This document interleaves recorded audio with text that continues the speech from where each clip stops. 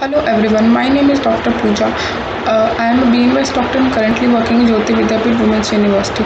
Today we are going to talk about uterine prolapse. So we'll discuss the disease and then we'll discuss the and then we'll go through the holistic management.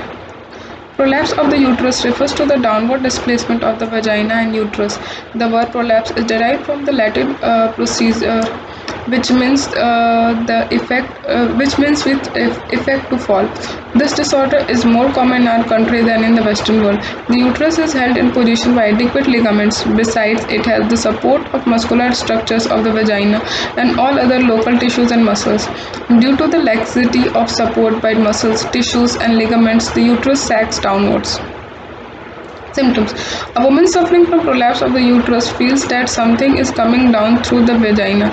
She feels a sense of fullness in the region of the bladder and rectum. Other symptoms include dragging discomfort in the lower abdomen, low backache, heavy menses, and milk vaginal discharge. This is also an increase in the frequency of urination, and the patient feels difficult in total emptying of the bladder. There may also be a burning sensation due to infection. The woman may experience difficulty in passing stools and complete evacuation of bowels. These symptoms become more pronounced before and during menstruation. The condition may also result in difficulty in normal sexual intercourse and sometimes sterility. Causes. There are several factors which contribute to the displacement of the uterus. These include spontaneous distension of the intestines with gas or excess food materials, leading to constant downward pressure on the womb, chronic constipation leading to pressure from behind from an overfilled colon, tight clothing, especially tight corsets, constant stooping, and a weakened conditions of the internal muscles of the abdomen through lack of exercise and bodily weakness. Some of the important factors responsible for uterine prolapse are prolonged labor as interference in the delivery by inexpert people, lack of proper rest and diet in postnatal periods, repeated deliveries and manual work, and increased weight of the womb, tumors of the uterus, traction of the uterus, and surgical injuries can also lead to the disorder. Menopausal atrophy may also appreciate it. Prevention. It is easier to prevent uterine prolapse than cure it after its occurrence. The measure to prevent it should include good antenatal care in pregnancy, proper management and timely intervention during delivery, good postnatal care with proper rest, correct diet and appropriate exercise so as to strengthen the pelvic musculature. Treatment. Treatment of displaced womb must consist mainly of a suitable diet and exercise. The diet should be so planned as should aim at building up the internal musculature of the body.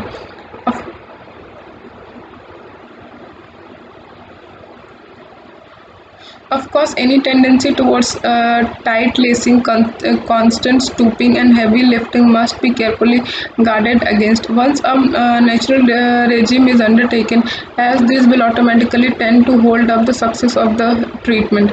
To begin with, the patient should adopt an all-fruit diet for about 5 days. During this period, she should take 3 meals consisting of juicy fruits such as orange, apple, pineapple, grapes at 5 hours intervals. The bowels should be cleansed daily with a warm water enema. After the all-fruit diet, the patient should gradually embark upon a well-balanced diet based on 3 basic food groups, namely number 1 seed, nuts and grains, number 2 vegetables, and number 3 fruits. The all-fruit diet should be repeated for 3 days at monthly interval till the condition improves.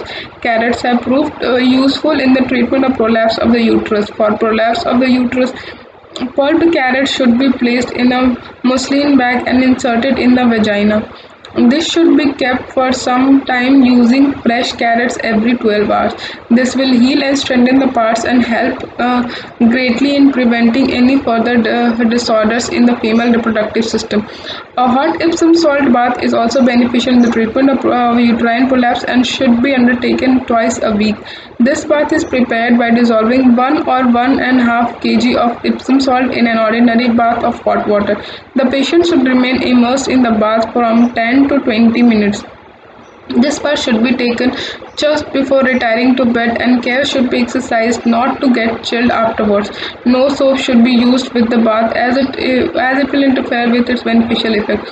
The alternate hot and cold bath are also useful and should be undertaken at night or alternate days. Thank you.